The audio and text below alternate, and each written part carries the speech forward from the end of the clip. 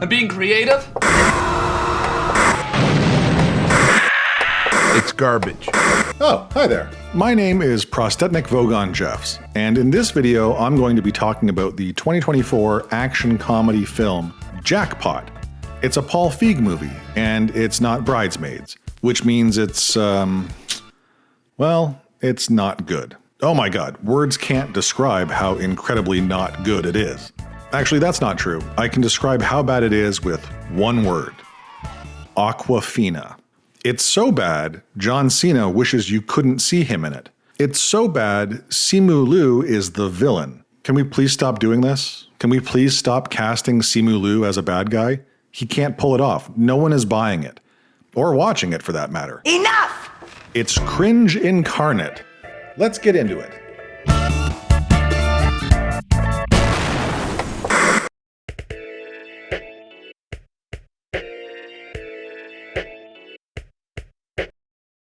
I f***ing hate this f***ing movie.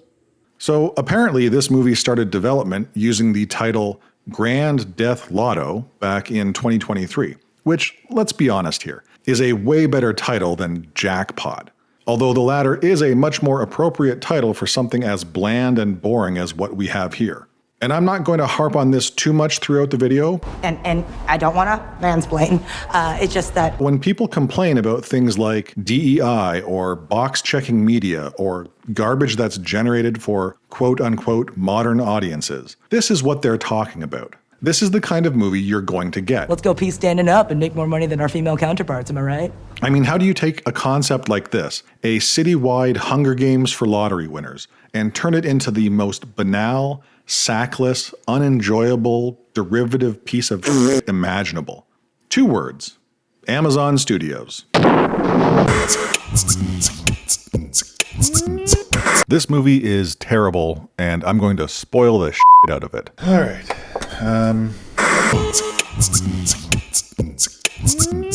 We get off to an eye-rolling start with almost a full minute of expositional diarrhea explaining how the government of California developed a Running Man lottery.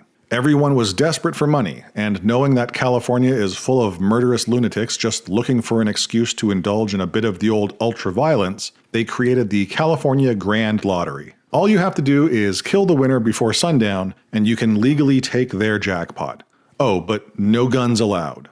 And because the people who made this movie think we are stupid, we then get 4 minutes of Stifler running through the streets of Los Angeles, Jason bourning his way through parking lots and back alley knife fights, before ultimately being offed by an innocent-looking grandma. I'm so sorry, dear.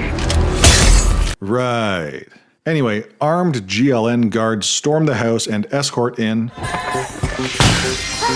Oh boy, it's gonna be that kind of movie, eh? Alright, fine. So Murray Hill saunters in as Johnny Grand, and you just won the Grand Lottery. We're going to Legoland! the spokesperson of the lottery. Well, with that nonsense out of the way, let's get to the actual story. Awkwafina is Katie Kim, a former child actor who has returned to Los Angeles to resume her showbiz career after being away for nearly... it doesn't matter. She berates a verbally abusive father on a bus, stares in awe at the decay of the city,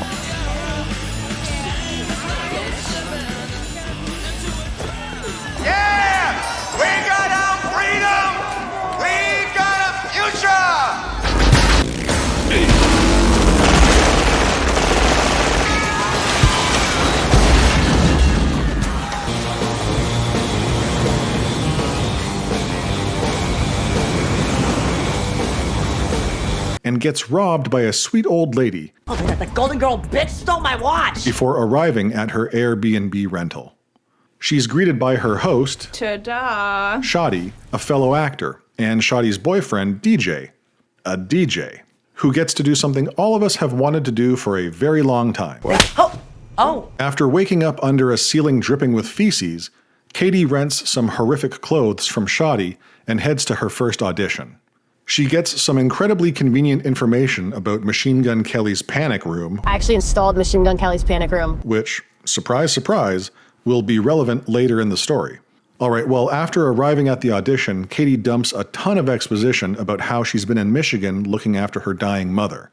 She then inadvertently registers for the grand lottery by thumbprinting a forgotten ticket from Shoddy's pants. The audition goes south, but unbeknownst to Katie, in the minute since registering for the lottery, she has already won the $3.6 billion jackpot. No, I promised myself I wouldn't get angry until I finished the synopsis. Katie is instantly attacked by everyone. She escapes the actors only to be attacked by a martial arts class, and soon after, a yoga class. Now, I don't know. That seems like a downgrade. Am I the only one who thinks it should have gone from actors to yoga ladies to martial artists, escalation-wise, right? That would have made more sense? Yeah, I digress. Just before being sent to the hell of annoying actors, Katie is saved by John Cena's Noel Cassidy, a freelance lottery guard, who thinks that dropping in through a ceiling is an effective way of entering a room. He gets Katie to sign a contract under duress that will entitle him to 10% of her total winnings in exchange for his protection services. Noel helps Katie escape and they take off in his car. They evade and fight off more people as Noel brings an almost deliberately obtuse Katie up to speed with what's happening. Katie doesn't want to have anything to do with the lottery and demands Noel help her give up. Get me out of the game! Okay. He agrees as they put an end to one of the worst choreographed car chases in cinematic history. Christ, you might as well just keep the wires in the shot if this is what it's going to look like in the final cut. Lazy, just lazy. Anyway, they ditch the car and Katie, for reasons, starts a fight with the one guy who hasn't been trying to kill her. Oh, you dirt-faced me! And then she runs away. Realizing her location is being broadcast by tracking drones, Katie slips into a wax museum with the help of a sympathetic security guard. She then gets a call from a concerned Shoddy, who is acting awfully suspicious, just as a wax statue display accidentally reveals her location. Shoddy and DJ break into the museum, incapacitating the security guard in the process, and proceed to attack Katie. After a tedious and comically unfunny fight through the museum, Who wants some head? Katie manages to elude her Airbnb hosts and gets picked up by Noel in a stolen cop car. The two drive away and have a ridiculous argument about super yachts. I want a super yacht. You so want a super yacht! I don't want a super yacht. You do. I don't! Super yacht! Which, surprise, surprise, will be relevant later in the, you know how this works by now. Anyway, to avoid the murderous mob, they decide to do the only logical thing. They go to Machine Gun Kelly's house. See? Remember when I said that thing about MGK's panic room? They force their way into said panic room and knock the rapper-turned-actor out with bee venom, or something. Jeez, this synopsis is getting really long-winded. Okay, let's try to speed things up a bit, shall we? So Katie and Noel bond in the panic room. She tells him about her trust issues and how her dad was a POS. Noel tells her some story about the Ninja Turtles, and then Shoddy shows up and manages to get the panic room passcode from MGK.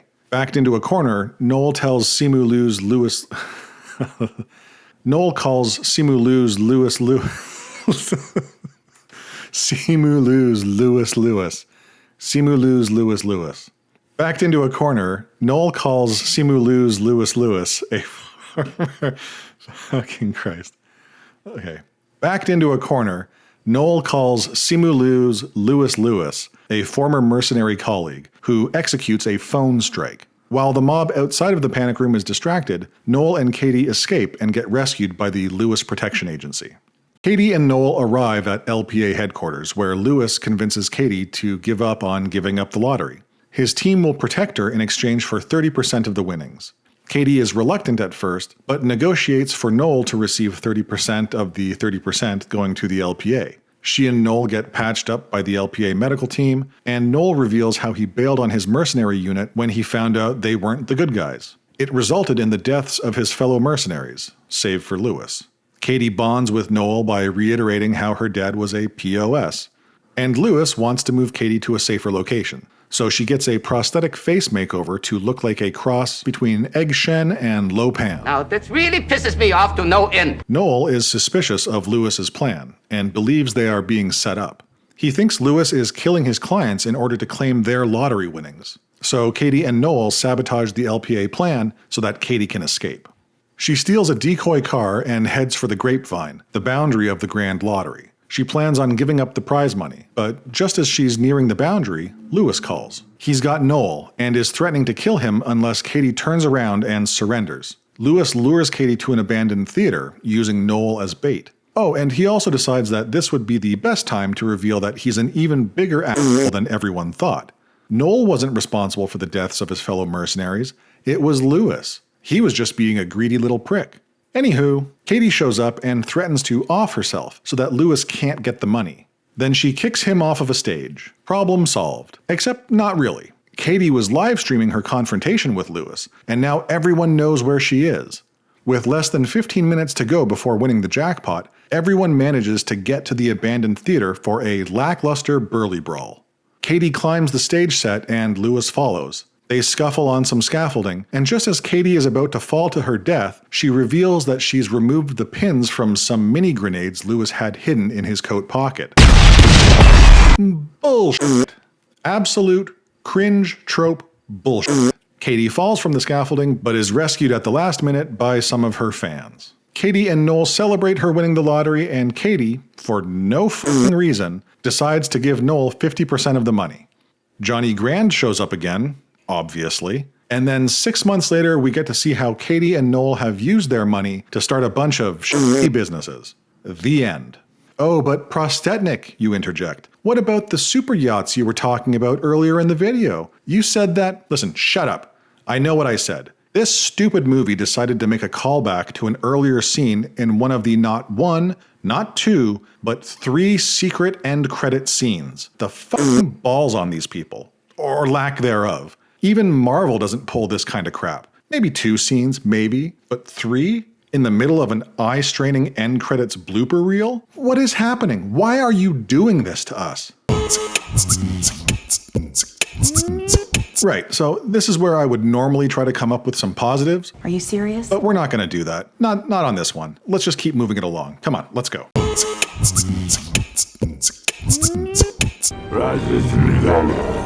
Don't do this. Please. From a technical standpoint, speaking on the cinematography and basic competency of the direction, it's fine. It's basic but serviceable. But everything else about this movie is just subpar, straight-to-streaming crap. There's nothing notable about any of it. The only thing that's notable about it is that it's just not very good by any metric.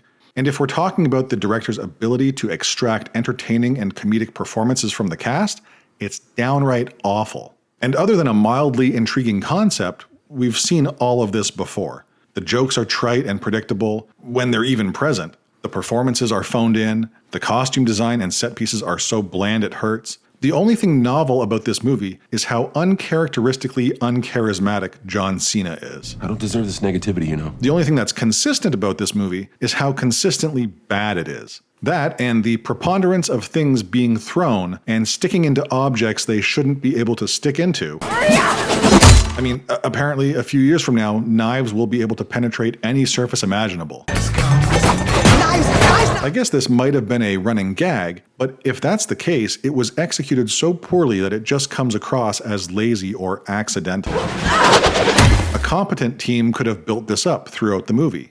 People throwing knives into progressively more ludicrous objects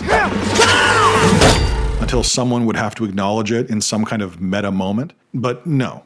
And we're going to skip right past character development because it's virtually non-existent. Katie has trust issues. She opens up to Noel. She eventually gets over her trust issues. That's about it. Moving on.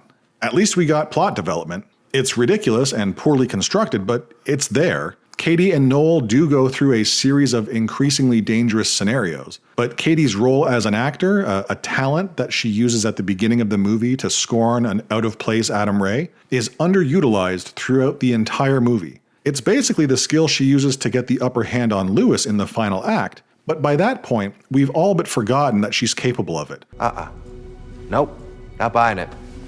Bullshit. And this is Awkwafina we're talking about. To believe that she could use acting as a life-saving skill requires a suspension of disbelief so strong, it's literally unfathomable. Acting, motherfucker. Literally. Now, when it comes to pacing and length, it's too long. It's way too fucking long. 15 minutes shy of 2 hours for this? You've got to be f***ing kidding me. Could you chill? Could you just chill? I'll be fair here, it didn't feel like an almost 2-hour movie. The pacing isn't half bad for most of it.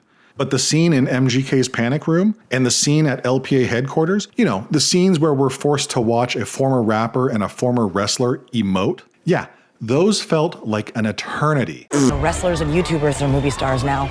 I don't tell me about it. It sort of makes it feel like anybody can do it, right? If I had any hair, I would be pulling it out by the roots. And oh joy, we get 2 antagonists in this movie. There's Shoddy, who is completely half-baked as a villain. She's an actor, just like Katie. We could have played up the competitive nature of auditioning for a role. We could have played the jealousy angle. There was plenty to work with here. No. And the ticket? Katie's winning ticket? That was Shoddy's ticket. That was Shoddy's shot at being a billionaire. But no, we'll just make her like every other idiot trying to catch Katie. Sure, she's got a bit more screen time, but she's a complete waste of a character. And Simu Liu? I'll say it again, stop giving him bad guy parts. He can't do it. Make him the good guy and be done with it. Because I wasn't fulfilled in any way by his demise. I wasn't fulfilled on any level, by any metric, by anything that happened during the conclusion of this movie. I'm supposed to be happy that Awkwafina's unlikable Katie is rich now? Oh, I wish. That'd be so great. I'm supposed to care that Noel opened a Teenage Mutant Ninja Turtles restaurant? Oh look, now they're hanging out on a yacht. What? There's no catharsis here. There's nothing redeeming about any of this. No, it's all just a big disposable digital joke. It's a tax write-off. It was a movie primed to lampoon West Coast excess. It was a movie primed to speak to the nature of greed and desperation, and it did none of it. It is only a shining example of how far Hollywood has fallen in recent years. And I could have forgiven all of this had it been funny, but it was not. And seriously, MGK, they put Machine Gun Kelly in this movie like some sort of Easter egg for the 10 people out there who actually know who he is? I don't get it. Maybe I'm just old. Maybe I don't, get it. But if this is the direction movies are taking going forward, maybe I don't want to get it. I'm done. I don't have anything else to say. I can't muster up a proper conclusion. Kind of like this movie, because it's terrible. Jackpot is a truly terrible movie. I guarantee it.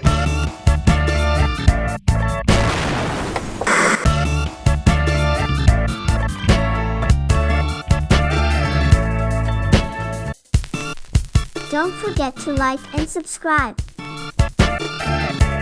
You saved me. You saved me. You're a horrible actress!